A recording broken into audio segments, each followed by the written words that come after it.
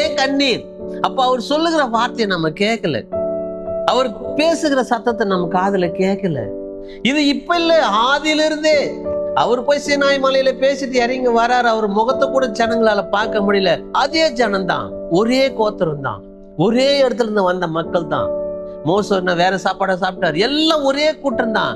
ஆனா தேவனோட கூடவே வாழணும்னு நினைக்கிறார் மோசே. இந்த ஜனங்கள் உலகத்திலேயே வாழ நினைக்கிறாங்க. நீ கர்த்தருடைய பிள்ளையானா, நீ தேவனோட வாழ நினைச்சா அவருடைய சிந்தையே உனக்குள் இருக்குமானா, இங்க வேதம் சொல்லுது, ஐஸ்வர்யமும் கனமும் உம்மாலே வரும். அது எனக்கு தாங்கும். நான் வெக்கப்பட, உன்னை வெக்கப்படுத்தவே மாட்டார். உன்னை மேன்மைப்படுத்துதாங்க தேவனுடைய சித்தம். நீ உயரணும். நீ உயர்ந்தா அவருடைய நாமம் உயரும். நீ நல்லா இருந்தா அவருடைய நாமம் மகிமை அடையும். நீ ஆசீர்வாதமா இருந்தா அவருடைய நாமம் ஆசீர்வாதமா இருக்கும். மத்தவங்க பேசுவாங்க. இங்க சொல்றாரு, தேவரீர் எல்லாவற்றையும் ஆளுகிறவர், உம்முடைய களத்துல சத்துவமும் வல்லமையும் உண்டு. எல்லாமே உன் கரத்துல இருக்குது.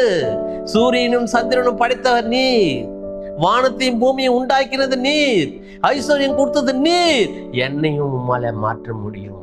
இன்னைக்கு எத்தனை பேர் ஒரு குடும்பத்துல 2 பேர் 3 பேர் தான் இருப்பாங்க. இல்ல ஒரு குடும்பத்துல இருக்கிற எத்தனை சண்டைகள், எத்தனை போராட்டங்கள். எஸ்ங்க, ஆண்டவர் சொல்லுகிறார், உபத்திரவங்கள் உங்களுக்கு உண்டு, வேதனைகள் உண்டு, ஆனா திடப்படுத்துங்கள். நீங்கள் தைரியமாயிருங்கள், நான் உங்களோட கூட இருக்கிறேன், நான் உங்களை விடுவிக்கிறேன்.